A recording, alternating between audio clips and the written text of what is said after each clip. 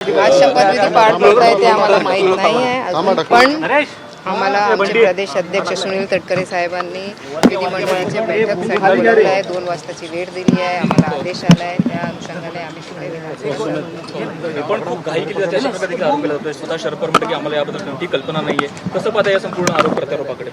नाही, आज हे दादा गेले आणि हे खूप इमोशनल क्षण आहे. आरोप प्रत्यारोप काय असू द्या, पवारसाहेब खूप मोठे नेते आहेत आणि त्यांनी असं सांगितलं आहे की बाबा आमच्याकडे माहिती कालचा दिवस पूर्णपणे ते जे विधी होती त्यामध्ये गेलं आणि मला असं वाटतं वहिनीच्या मेंटल आणि इमोशनल स्टेट पण इतकं चांगलं नसेल. कारण काय करायचं आणि काय नाही करायचं, कारण एक महिला होऊन त्यांच्या नवऱ्याचं निधन झाला आणि इमिडिएटली हे सगळे करायला लागत आहे. खूप मला वाटतं एक खूप स्ट्रॉंग होऊन हे तसं पुढे चाललं आहे ते.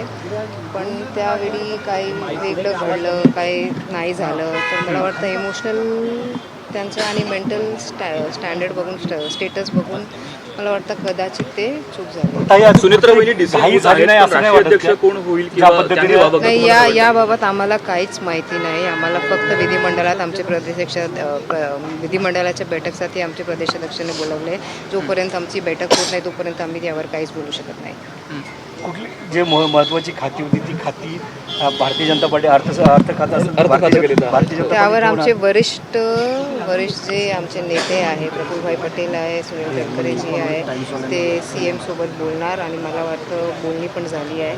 आता आमच्या गट नेत्याची निवड झाली, त्याच्यानंतर त्याच्यावर पुढे आपण जाऊ. 1 स्टेप ॲट अ टाईम घेऊन आम्ही एक काम करणार. शरद पवारांच्या पत्रकार परिषदेमधून एक सूर समोर आलेला की अजित पवारांची शेवटची इच्छा होती की विलिनीकरण केलं पाहिजे.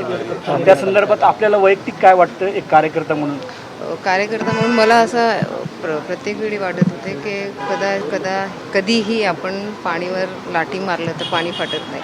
तसंच राष्ट्रवादी काँग्रेस पार्टीचा 2 गट झाला होता, पण राष्ट्रवादी काँग्रेस पार्टीच्या विचारधारा एकच आहे आणि दादांची आखरी इच्छा आहे तर राष्ट्रवादी काँग्रेस पार्टीचे आपले पूर्ण कॅडर, आपले विधिमंडळाचे सगळे सदस्य, आमचे लीडर्स जे ठरवणार ते राष्ट्रवादी कार्यकर्त्यांना संपूर्णपणे तेच कबूल असणार. राज्यात तिसरा दिवस आहे. दुखवटा 3 दिवस जाहीर केलेला आहे, मात्र तिसऱ्या दिवशीच अशा प्रकारच्या राजकीय घडामोडी होत आहेत. कुठेतरी एक लोकप्रतिनिधी म्हणून दुःख वाटत नाही?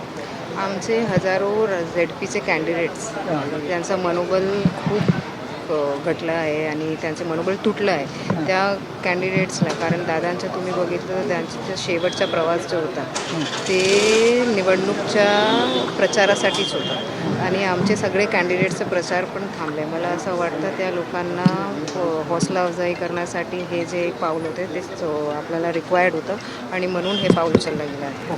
थँक्यू. शपथविधीच्या कार्यक्रमाला पवार साहेबांना किंवा सुप्रियाताईंना निमंत्रण देणार आहेत का? पक्षाकडून जाणार आहे? आज शपथविधी आहे की नाही हे पण आम्हाला अजून माहीत नाही. आम्ही विधिमंडळाच्या सदस्याच्या बैठकमध्ये बसलं, त्याच्यानंतर ते माहिती पडली की तुम्हाला ते योग्य उत्तर देऊ शकतात.